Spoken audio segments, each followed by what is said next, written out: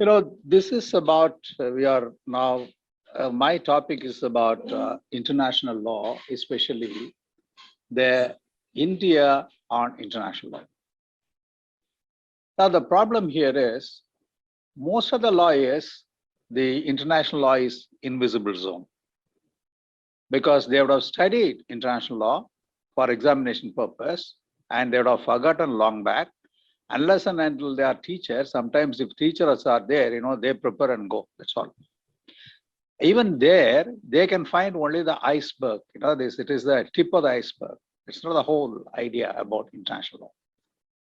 But what a practitioner of international law, a person is an expert, he has been a teacher, and he will be able to just see and uncover the water surrounding the iceberg, and he'll be able to give you what it's about. Now it is the Indian engagement to international law. If you see the Constitution of India, because it is a basic norm as far as India is concerned, and if you see that, there is only one reference in India about international law, that is in Article 15C, where the foster the development of international law. That is the state's duty. That is what is given.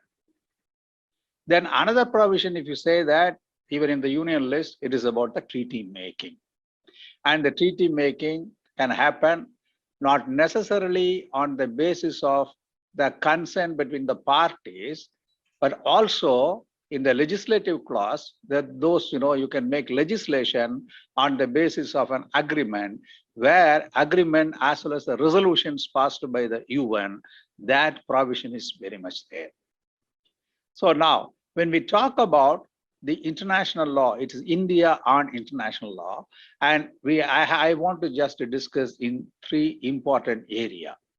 One is that, what is the place of international law under Indian Constitution? I told you it is only 15C as far as the list, that's all. That is insignificant as far as the, the reference is concerned. But there are two viewpoints. You can find that in the, before the Vellore case and after the Vellore case. And Vellore case, I am referring about the famous environmental law case. So, the law was, it was understood like originally when Alexander O'Shore wrote about the place of international law in the Indian Constitution. And he discussed that customary law is part of the Indian Constitution, whereas the treaty law, it appears that it is separated from law and that needs to be acclimatized on the basis of the other canons of legislation. That's what he said.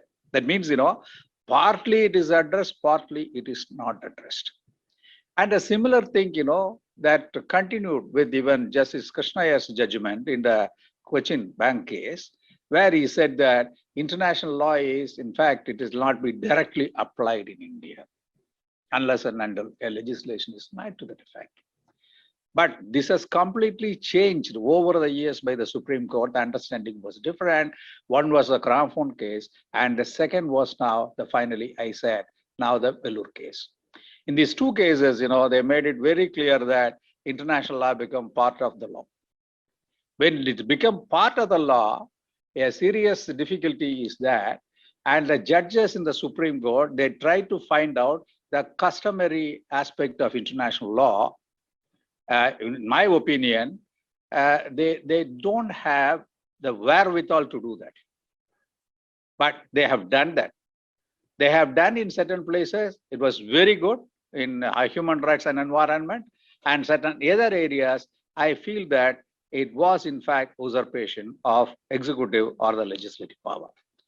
There is a second area. I am not going to deal with that because it requires a lot of time. I can just flag something and march on. Now, as far as the engagement of Indian engagement on international law is concerned, you know that yesterday result has come as far as the ILC election is concerned. The Indian candidate, he scored more votes. He got 163. So the India never allowed the international participation is completely muted. That means we are active in international participation by putting the members either in the judiciary or putting members in the ILC or putting members in the legal committees of a different international organization. There is no lack about that.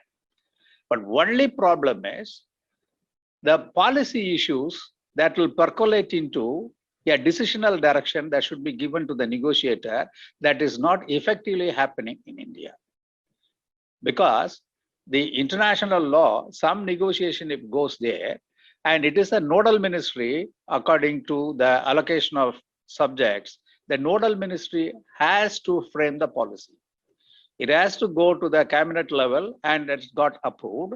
When the policy is approved, then after that directions are given to the Ministry of External Affairs Legal Entities Division that how to go about it in negotiations. And most of the time, we will not be very active participants in the international negotiation. The reason is that, and those things are not priority. And where it is a priority, and we will go and negotiate. As far as the international law initiative is concerned, and I have a feeling that except one instrument, draft instrument, that is still pending from 89 onwards, that is a comprehensive convention on international terrorism, we have not made any legal initiative in international law. Whereas other Western countries as well as the USA, they come with a lot of proposals. So I would say that, in fact, the international law and the legal policy is always, in fact, not given, sufficient thoughts. The reason was that, too many things are happening, but at the same time, as far as the law is concerned, and what happens is, whenever some multilateral conventions are adopted, and we try to make legislation, that's all. But what happens is, even the legislative process are not taking place here. That is why, in most of the cases, you can find that the Supreme Court steps in where there is a gap. Like, the sexual orientation case, and a very famous case, we know about that, that's a standard. Then inter-country adoption. In cases like that, there were already international law, we become parties to that. Despite we become parties to that, we had never taken legislative steps to implement. Now, this brought a new change, I told you. If enough legislative changes they would have brought in earlier, what Alexandrovich interpretation earlier, and what Krishna Ayer's interpretation earlier, they would have prevailed. When the executive failed to do the duty and courts have stepped in. When courts have stepped in, what happens is, because it is somebody's domain, they are not able to just go about it, but at the same time, they want to give remedy to the people, therefore, and they have to do this. So most of the cases in the front of environment as well as human rights, you can increasingly find they are invoking only the international standard and international conventions. When you are a party, why you have not become even, why you have not legislated upon that? Then they put mechanism on that. So this is what is happening as far as the Indian engagement on international law is concerned. But another thing I wish to state here, that whenever I told you that the effective engagement is there in international organizational level, effective engagement is there in the negotiating level, but international policy level, it has not been completely done because it is done by non-lawyers, mainly the policy makers, but it doesn't percolate to the level of legal experts there, international legal experts there. Now, this is as far as the international law in India is concerned. Now, another important thing is that we have our own known allies, and we have in the, immediately after independence, and we were leaders in NAM, and in fact, this India was a leader, and India was a leader for the third world approaches. That was in 70s and 80s, 60s, it starts 60s, 70s, and 80s. Then whole thing, WTO and other things, they have come back here, and they unveiled the old international law that was prior to new international economic order. I wanted a kind of the presentation, the PPT, because I'll explain to you what all happened there. In 70s and 80s, what happened was that there was a kind of international legal revolution, and that was triggered by Third World. And at the time, one of the instrument where you can find all the the significant elements of that idea, you can find in UN Law of the Sea Convention. All the maritime zones, they were all written by the developing nations, not by developed countries. But they were concerted effort were made that to reverse, and they could ably reverse it by bringing in WTO on the table.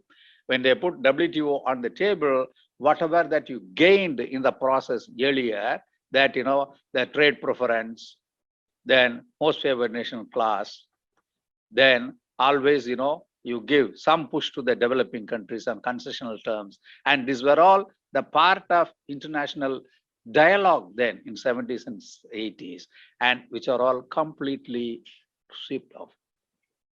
So with the result, what happens is the international law as well as the economic relations are concerned, it is a capitalist international law that is even prior to the establishment of UN. It has not changed. What they have moved is from the consensus, they said that, all right, we need not go by consensus. You have a freedom and other things, but at the same time, that can be contracted out. You enter into an agreement.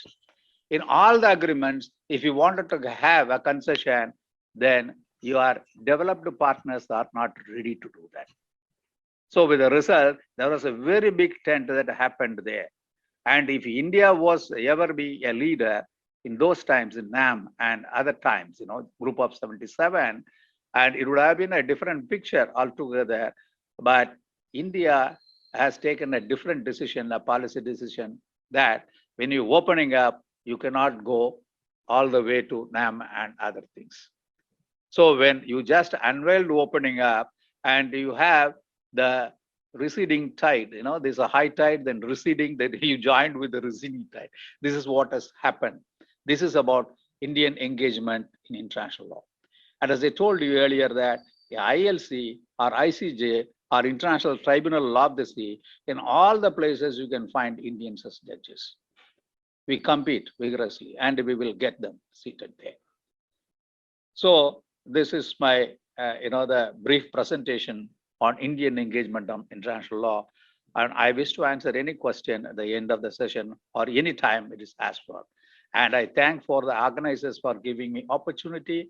And I also, really appreciate this kind of, the forum is open for all kinds of people, especially the honorable judges, as well as the others who are all very much interested in that. Thank you very much.